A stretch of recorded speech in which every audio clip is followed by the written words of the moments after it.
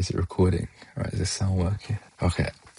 God, this is so weird because people who know me know that I'm not really the most extrovert type. I hate being in front of cameras, that's for sure. But that's probably another good reason why I'm making this video. But I don't know why I'm acting like I'm gonna post this. But basically, what this channel is, it's just gonna be a journal of my life. Like, this is gonna be the only sit down video, but I'm just gonna talk about what I've been doing, like what I'm doing in life, how I got here, and what I plan to do in the future. So maybe in the future, when I watch this, future Arthur thinks, like, oh, well, hopefully I've gotten better, grown into everything I've ever dreamed of. And I'm not looking at these videos thinking, why didn't I do anything with my life? But yeah, where's the best place to start? I guess introduction. So my name's Arthur, British, but obviously not English. My mum's Indian, Malaysian, and my dad's Zimbabwean, South African. And I guess start from the start. I come from a pretty not well-off family, but I didn't really have much struggles. Like, you see those people online who make these videos for the future and think, oh, I grew up in nothing. I'm not going to say that. I'm very fortunate and very appreciative of the way I grew up. I was able to see loads of things, not really have to, like, things I wanted. My parents were kind enough to give them to me. From the age of about 8, my dad worked abroad. So he worked in Kuwait from when I was 8 to 15, and then worked in Dubai from there on forward. So holidays, I was always going, seeing different countries, not always Kuwait, but obviously Malaysia. Never been to India before, but Africa, I went there. And so I was very exposed to different parts of life. So I'm really appreciative. And that probably plays into how and why I am where I am right now, but also plays into why I'm not happy where I am right now. But I'll explain that later. But yeah, so yeah, growing up was pretty chill. Like, I did well in A level. I mean, did well in GCSEs. I'll get onto A levels in a minute. But I was pretty smart growing up. Didn't really have any problems in school. But from about year 10, I'd say, when you start, like, during that time, there was so much online. Like, starting to make money online was like a new thing, and I saw it. But like, it just planted the seed in my back of my head. But obviously, you get really excited and you try loads of things. It doesn't work, and then you just brush that idea to the side. But for me, weirdly, it stuck, but I didn't really act on it till later on in life. But yeah, so year 10, year 11 were fine, did well in my GCSEs, then ended up going to school, switching schools for sixth form. But sixth form, where it's really a rift started to happen. So, like, I'd say, like, a rift between me and what my parents wanted for me and what I ended up doing. But yeah, so I was always good at the sciencey subjects like biology, chemistry, maths. That's what I did at A levels.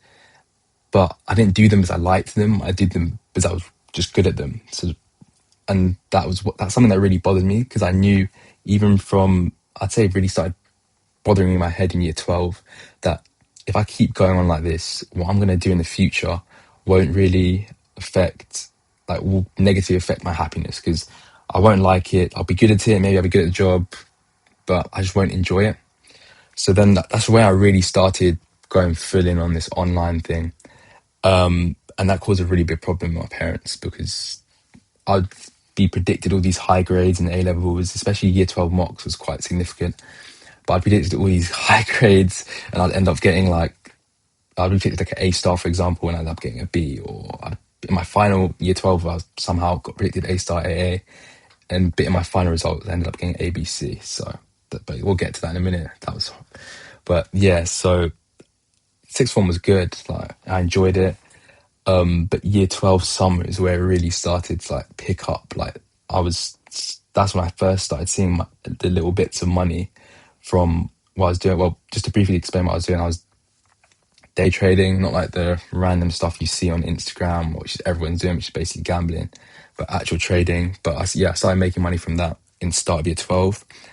And as soon as I got that little taste of this thing, that was it. I was tunnel visioned, and there was literally no stopping me from there. Nothing my parents could have said, or any of my friends or family could have said, would have changed anything from that point. So then going into year 13, obviously this is after I kind of messed up my year 12 results. But yeah, so yeah, this last my year 12 results, and well, my parents had a massive fit. They were saying, you can't be doing this. Because I initially told them what I was doing, and they're like, you can't be doing this, like, you're going to ruin your life, etc., etc., etc. Like the normal stuff, because they care about me at the end of the day. Like, it's kind of unorthodox. A young person, I was 17 at the time, making money that most people would have to work really hard for. Really appreciative of the situation I'm in now. But yeah, most people would have to work really hard for that money, and I was able to make it by not doing that much physical work, to say the least. But yeah, that was yeah, that was a tough time. But after that little incident, I just decided I'm not going to tell my parents pretty much what I'm doing, because there's no point. I don't want to stress them out, and I just want to be able to work in a stress-free environment. And from then, that's when I started to really see really results. I was doing 10, 12 hour days on this thing, and like it really started to pick up, and I pretty much loved it. So that's what I was doing. So then going into year 13, my education took a big step, like back foot, like back seat. I was not doing as much work on revision, and I would shift it to my online things. And I was seeing results, but my parents, since I had stopped telling them about it, they all they saw was just a negative decline, and that caused a real big problem with them. But another good thing, in year 13, I had another family that I was quite close with, but and they were pretty much polar opposites to my parents. They were really supportive, really interested in what I had going on, and they just wanted to know everything about it, which I probably would say that they're one of the main reasons that I am where I am, because they just made me realize that, like, no, I'm not all in this by myself. Like, what I'm doing is actually abnormal. Not many people are doing it, and it's something positive. So that was really big for me. Thank you to them. But yeah, so end of year 13, let me fast forward to A levels. I just did my A levels, didn't really revise that much for them. Ended up getting A, B, C in results day. So all my offers were pretty much out the window. There's all my offers were for my high grades, my predicted grades that I got in year 12, which was A star AA. So all my offers out the window, and it was pure panic. My parents were stressed. They were like, what? How could this even be possible? Like, were you not revising? Were you not revising? And obviously I say to them, yeah, I wasn't revising, but I was revising. But in my head, I know that I didn't really put my full effort in it. But the weird thing was, I wasn't mad about that. So yeah, that was a stressful time, August, but ended up clearing into a course that I didn't really particularly like, but it would do get me out of the house, give me that breathing room, I'd say. And then yeah, first year of uni was pretty much like, that was when things really started to pick off. And not saying these numbers to boast, but it, like, it just gets onto my next point. Like, from September 2025, I started making, like, quote unquote, like, ridiculous amounts of money. Like, I was doing anywhere from 10 to 16,000 pounds a month, which was like, that's a lot of money for someone who's who's 18, going into uni. Like, that's a lot. So, and that, I think that's where one of my main problems that I want to improve, and that this hope after you never go back to this mindset, was I didn't respect money, and I, like, just treated it like it was it just gave me an ego. Like, I when I think back to myself back then, like, I would buy whatever I want. I just saw it as credits. I would order food every day. I wouldn't really value it. I would do whatever I want, and because it was so much, like, it never ran out, and it just put me into that horrible mindset. And another thing that this part of my life taught me, even though it was a couple months ago, is money does not buy happiness at all. If I do end up posting this, anyone who's watching this, if you're doing something that makes you happy and you're not buying all these fancy things and all these fancy stuff, like, that's, I envy your life fully. Like, genuinely, from my heart, I envy your life, because that is infinitely more valuable than just having random amounts of money that you not have nothing to do with. Yeah. So if that's you, then brilliant. Like, keep going with what you're doing. But yeah, so this part of my life showed me that, like, money is, I would buy stuff, it would be cool, I'd get a little buzz from it, but it wasn't really fulfilling me. But I didn't really notice this back then. But that led me to January now. So this is the first winter and then now first winter of university. Now it's January. And same thing, January to April, I want to say, was worse because I would just be cooped up in my room. I wouldn't do anything except work. Like I'd eat, like go on my computer, work on various businesses and things I had going on, and then just sleep. And it was just such a horrible cycle. And I wish, like now thinking back to it, I wish I could just grabbed myself by the neck and just pulled myself out of it because it was horrible. I never want to go back to that. But yeah, it was bad. But and thinking about, so I was like, I wouldn't even see daylight, and I was so focused on work. I shunned out all my personal relationships, and it was just like, it was a horrible place to be. And I regret it till this day. But then in April, like this is in April, like I had a lot of personal issues with both my family and my personal life. Not in April, I'd say May. Like end of April, May, after just after finishing my exams, it's big issues in my family and my personal life, and then stuff just started to. It was kind of like, it's like a house built on sand. It just started crumbling down. Lost trading accounts. Found out I owed a lot of money in taxes. I was able to thankfully pay that. Crypto, had lots of issues with crypto. That was bad. And stuff just started declining down. And yeah, it was pretty dark time. But after a lot of self-reflecting, I ended up getting a job at a warehouse for the whole of June. So I just put everything that I was doing on break, and I got this job at the warehouse with my friend. And this job, 110% the most important thing I could have done. And I know you're still thanking yourself in the future, Arthur. The things I learned from the people that I met there. First thing I learned, value of money. I respected money differently. This job is, you're doing like something like 36,000 steps a day at this warehouse. You're just moving products. Like the best way I can explain it is you're dragging a massive kind of wheelie thing, like with loads of product in, and you're just putting it in cages so they can get shipped off to various stores. But it's lots of physical effort and lots of steps, and it's 12-hour days. So you start work at 8, you'd work 2 hours, have a 10-minute break, work 2 hours, have a 10-minute break, work another 2 hours, 30-minute break, lunch obviously, and then 2 hours, 10 minutes, 2 hours, 10 minutes until you finish at 8. And yeah, the people there, some of the most hardworking people I've ever met. I respect them fully. And it just made me put in perspective that the money, I was working for £14.20 an hour, so £106 a day, so about £500 a week.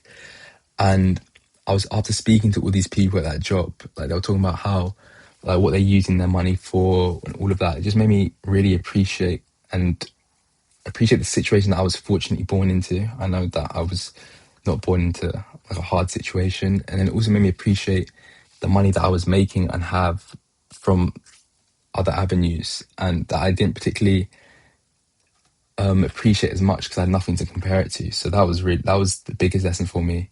Getting that job was amazing. And the second lesson that came from this job, which isn't as pretty of a lesson, is that while I was working at the warehouse, I got bitten by a spider on my arm. And you probably think it's just a little spider bite, but it started tracking, and I ended up was in hospital for a day or two because it was in my lymphatic system, and they were talking about how it was infecting my blood. I had a mini sepsis scare. Like, if you don't know what sepsis is, it's when your blood gets infected and your body goes in overdrive. The immune system just starts attacking itself, and so it'll start stopping blood flow from like fingertips, feet, toes, and just to protect your vital organs. And then you can lose limbs because like the blood flow will stop and then your fingers will rot and stuff. So they were really scared about me having sepsis. Put me on antibiotics. The first round of antibiotics didn't work, but the second one did. So thankfully, I'm all healed right now. But that taught me another big lesson, that nothing matters until you have a health problem. So yeah, that was big. But it also made me appreciate my life a lot more, as weird as it sounds. So I'm kind of happy that happened. But yeah, after that, I quit the job. So I worked there for a month, and yeah, now it's what's the date today? 13th of July, and I quit end of July. End of July, I just worked through June. So now it's about what I want to do in the future. So my main goal for the future is, and that's what my next video is going to be about. It's just going to be me vlogging my life and like just not vlogging, not vlogging, but just recording what I'm doing. Like I might just record my day to day, but I'm not going to do it every day. It's going to be like an inconsistent thing. I'm just going to upload when I feel like uploading to this. But it's, yeah, I'm going to just be trying to strive for the things that I didn't appreciate, for the things that I didn't, like, they didn't have, I had before and I lost or I didn't have. So the main thing for me is going to be still continue your work and keep improving in your trading. You're doing well. Like scale. I want to, but this year I want to have my first 50K month. Sounds ridiculous, but yeah, I'm gonna aim for that either this year or after the next quarter. Like the next year's quarter, so early 2027. That's a big goal for me. I want to find build personal relationships because I feel like I'm too introverted. Like I don't like. I need to appreciate and build new relationships and just find happiness through that. I'm gonna get my health, go on my health kick, and just start living life with more purpose, not just focusing on work now. I think that this last 6 months of my life has really thrown me in the deep end in a lot of scenarios and shone light on a lot of my shortcomings and my faults. So yeah, I really want to just build my character and build myself. So I feel that's a pretty good place to end this video. Next video should be a bit more interesting. Why am I acting like I'm gonna post this? But yeah, one take. That was one take. So in the next video, hopefully, I'm doing something interesting and I don't just quit this. So yeah, sweet.